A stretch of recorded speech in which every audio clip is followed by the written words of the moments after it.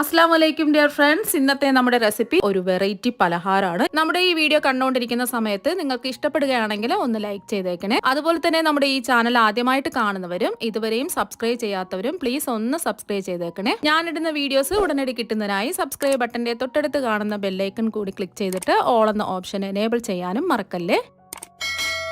ആദ്യം തന്നെ ഒരു പാനിൽ ഞാനിവിടെ 1 ലിറ്റർ വെള്ളം തിളപ്പിക്കാൻ വെച്ചിട്ടുണ്ട്. ഇപ്പൊ വെള്ളം തിളച്ചിട്ടുണ്ട്. ഇനി ഇതിലേക്ക് 1 ടീസ്പൂൺ ഉപ്പും 1 ടീസ്പൂൺ എണ്ണയും കൂടി ഒഴിച്ചു കൊടുക്കാം. ഇനി ഇതിലേക്ക് 250 ml കപ്പിന് 1 കപ്പ് സേമിയ ഇട്ട് കൊടുക്കാം. റോസ്റ്റ് ചെയ്തെടുത്തതോ റോസ്റ്റ് ചെയ്യാത്തതോ ഏത് സേമിയ എടുത്താലും മതി. സേമിയ ഇട്ട് കൊടുത്താൽ പെട്ടെന്ന് തന്നെ വെന്ത് കിട്ടും. ഇനി എല്ലാം ഒന്ന് ഇളക്കി കൊടുക്കാം. ഇനി ഇത് അടച്ചു വെക്കേണ്ട ആവശ്യമൊന്നുമില്ല. സേമിയ വെന്ത് വരുന്ന സമയം കൊണ്ട് ഒരു മിക്സിയുടെ ചെറിയ ജാറിൽ 1 കൈപിടി മല്ലിയിലയും 1 കൈപിടി പുതിനയിലയും കൂടി ഇട്ട് കൊടുക്കാം. ഇനി ഇതിലേക്ക് 2 ടേബിൾ സ്പൂൺ കശുവണ്ടി ഒന്ന് റോസ്റ്റ് ചെയ്തിട്ട് വേണം ഇതിലേക്ക് ഇട്ട് കൊടുക്കാൻ. ഇനി ഇതിലേക്ക് 4 പച്ചമുളകും കൂടി ഇട്ട് കൊടുക്കാം. എരിവുള്ള പച്ചമുളക് ആണെന്നുണ്ടെങ്കിൽ 2 എണ്ണം എടുത്താൽ മതി. ഞാനിപ്പോ അധികം എരിവില്ലാത്ത പച്ചമുളക് ആയതുകൊണ്ടാണ് 4 എണ്ണം എടുത്തിട്ടുള്ളത്. ഇനി ഇതിലേക്ക് ചെറിയൊരു പീസ് ഇഞ്ചിയും കൂടി ഇട്ട് കൊടുക്കാം. ഇനി ഇതിലേക്ക് ആവശ്യത്തിനുള്ള ഉപ്പ് ഇട്ട് കൊടുക്കാം. ഞാനിപ്പോ ഒരു 1/4 ടീസ്പൂൺ ഉപ്പാണ് ഇട്ട് കൊടുക്കുന്നത്. ഇനി ഇതിലേക്ക് ഒരു 1/4 ടീസ്പൂൺ ചാട്ട് മസാലയും കൂടി ചേർത്ത് കൊടുക്കാം. ചാട്ട് മസാല ഉണ്ടെങ്കിൽ ചേർത്ത് കൊടുക്കാം, ഇല്ലെങ്കിൽ കുഴപ്പമൊന്നുമില്ല.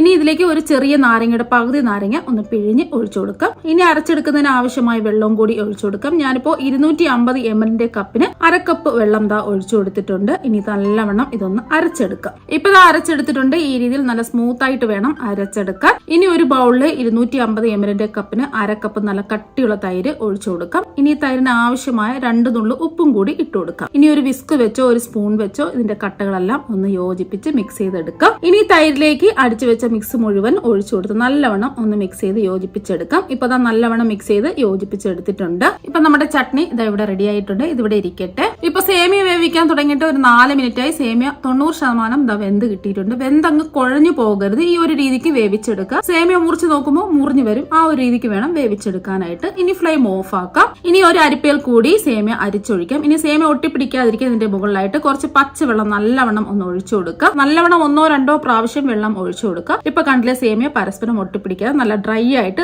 കിട്ടിയിട്ടുണ്ട്. ഇപ്പൊ സേമിയുടെ വെള്ളം മുഴുവനും മാറിയിട്ടുണ്ട്. ഇനി സേമിയ ഒരു ബൗളിലേക്ക് ഇട്ട് കൊടുക്കാം. ഇനി ഇതിലേക്ക് ഒരു മീഡിയം സൈസ് സവാള നീളത്തിൽ അരിഞ്ഞതും 1 ടീസ്പൂൺ ഇഞ്ചി ഗ്രേറ്റ് ചെയ്തതും കൂടി ഇട്ട് കൊടുക്കാം. ഇഞ്ചി ഗ്രേറ്റ് ചെയ്തെടുക്കുകയോ അല്ലെങ്കിൽ പൊടിയായിട്ട് അരിഞ്ഞെടുക്കുകയോ ചെയ്യാം. ഇനി ഇതിലേക്ക് 3 പച്ചമുളക് പൊടിയായിട്ട് അരിഞ്ഞതും കൂടി ഇട്ട് കൊടുക്കാം. ഞാനിപ്പോ മീഡിയം സൈസ് 3 പച്ചമുളകാണ് എടുത്തിട്ടുള്ളത്. എരിവുള്ള വലിയ പച്ചമുളക് ആണെന്നുണ്ടെങ്കിൽ 1-2 ഒക്കെ എടുത്താൽ മതിയാകും. ഇനി ഇതിലേക്ക് 1/4 ടീസ്പൂൺ മഞ്ഞൾപ്പൊടിയും 2 ടീസ്പൂൺ മുളക് പൊടിയും കൂടി ഇട്ട് കൊടുക്കാം. ഞാനിപ്പോ എരിവ് കുറഞ്ഞ കാശ്മീരി മുളക് പൊടിയാണ് എടുത്തിട്ടുള്ളത്. സാധാരണ എരിവുള്ള മുളക് പൊടിയാണെന്നുണ്ടെങ്കിൽ 1 ടീസ്പൂൺ ഒക്കെ എടുത്താൽ മതിയാകും. ഇനി ഒരു 1/4 ടീസ്പൂൺ കായപ്പൊടിയും കൂടി ഇട്ട് കൊടുക്കാം. ഇനി വേണ്ടത് 1 ടീസ്പൂൺ ചെറുതായിട്ട് അരിഞ്ഞെടുത്ത കറിവേപ്പിലയും 2 ടീസ്പൂൺ ചെറുതായിട്ട് അരിഞ്ഞെടുത്ത മല്ലിയിലയും കൂടി ഇട്ട് കൊടുക്കാം. ഇനി ഇതിലേക്ക് 250 ml കപ്പിന് 1/2 കപ്പ് കടലമാവും കൂടി ഇട്ട് കൊടുക്കാം. കടലമാവ് ഒന്ന് അരിച്ചിട്ട് വേണം ഇതിലേക്ക് ഇട്ട് കൊടുക്കാനായിട്ട്. ഇനി നല്ലവണ്ണം ഒന്ന് മൊരിഞ്ഞു കിട്ടാനായിട്ട് 1/4 കപ്പ് അരിപ്പൊടിയും കൂടി ഇട്ട് കൊടുക്കാം. ഇടിയപ്പം പത്രിക്കൊക്കെ എടുക്കുന്ന വറുത്ത പച്ചരിപ്പൊടിയാണ് എടുത്തിട്ടുള്ളത്. ഇനി ഇതിലേക്ക് ആവശ്യത്തിനുള്ള ഉപ്പും കൂടി ഇട്ട് കൊടുക്കാം. ഞാനിപ്പോ ഒരു 1/4 ടീസ്പൂൺ ഉപ്പാണ് ഇട്ട് കൊടുക്കുന്നത്. ഇനി ഇത് കൈവച്ച് നല്ലവണ്ണം മിക്സ് ചെയ്ത് യോജിപ്പിച്ചെടുക്കാം. ഇപ്പൊ എല്ലാം